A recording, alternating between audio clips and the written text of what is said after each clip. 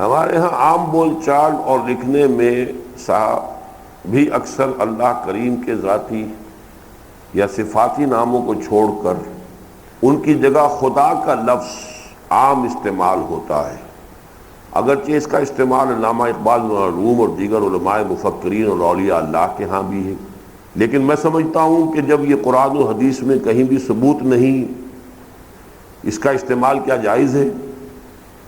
نیز یہ فارسی زبان سے کب ہمارے اسلامی ادب میں داخل ہوا؟ کیا اس کا استعمال اسلام کے آغاز کے بعد صرف اور صرف اللہ کے مترادف نام کے طور پر وجود میں آیا ہے یا اس سے پہلے بھی مستعمل تھا؟ اگر تھا تو کس کے لیے؟ براہ کرم زیادہ وضاحت سے ارشاد فرمائیے گا۔ بہت زیادہ وضاحت کا تو موقع نہیں ہے۔ دیکھیے، ہر زبان میں علیحدہ الفاظ ہیں۔ اللہ کے لیے اللہ کا نام اور اس کے صفاتی نام جو عربی میں ہے وہ قرآن اور حدیث میں آئے ہیں، لیکن ہمیں معلوم ہے کہ اللہ ہی کی کتاب تورات تھی اور تورات میں اللہ کے لیے لفظ ایل آتا ہے، اللہ نہیں آتا۔ تو یہ ہر زبان کا ہے معاملہ۔ ہمیں اس میں کوئی شک نہیں کہ زیادہ سے زیادہ جو قرآن اور حدیث میں جو اسماء حسنی آئے ہیں انہی کے حوالے سے اللہ کا ذکر کرنا چاہیے، لیکن بعض لوگوں نے آج کل اسے ایک مہم بنا لیا۔ معلوم ہوتا ہے کہ ایمان اور اسلام ساری کی ساری بحث اسی میں آ کر رک گئی ہے کہ یہ تو بہت بڑا کفر ہے، خدا تو چونکہ یہ فارسی میں کہا جاتا ہے، تو یہ نہیں ہے۔ اللہ بھی کیسے بنا ہے اس میں بھی بڑا اختلاف ہے۔ جیسے خدا فارسی میں نا خدا، نا خدا سے مراد کیا ہے؟ وہ ناؤ خدا ہے۔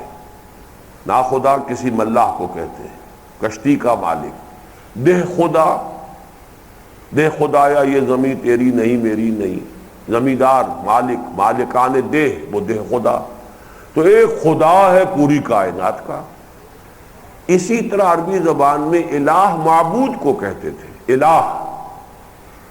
اس کا جب اللہ بن گیا تو وہ سب سے بڑا اللہ ہو گیا، سب سے بڑا۔ جیسے انگریزی میں بڑے جی سے گاڈ، وہ ایک اللہ ہے، ایک خدا، اور چھوٹے جی سے گاڈ اینڈ گاڈیسز بے شمار ہیں۔ تو یہ زبانوں کا فرق ہے، اس میں اتنی زیادہ اہمیت کے ساتھ اس مسئلے کو آج کل کچھ لوگوں کو اس کا بڑا وہ ہو گیا، کچھ لوگوں کے لیے ایک فیشن ہو جاتا ہے کہ معلوم ہوتا ہے بس یہ مسئلہ تو ہم نے ہی دریافت کیا ہے، ورنہ نہ اولیاء اللہ کی سمجھ میں آیا، نہ مولانا روم کی سمجھ میں آیا، نہ علامہ اقبال کی سمجھ میں آیا۔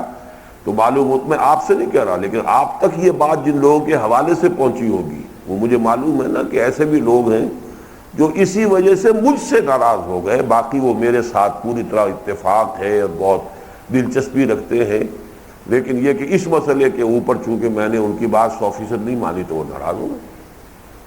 تو یہ در حقیقت شدت پسندی ہے۔ صحیح بات یہ، اللہ اور جو اسماء آئے ہیں اللہ کے اسماء حسنی احادیث میں، قرآن میں، ہم زیادہ سے زیادہ انہی کو استعمال کریں، لیکن ان سے الرجک ہو جانا۔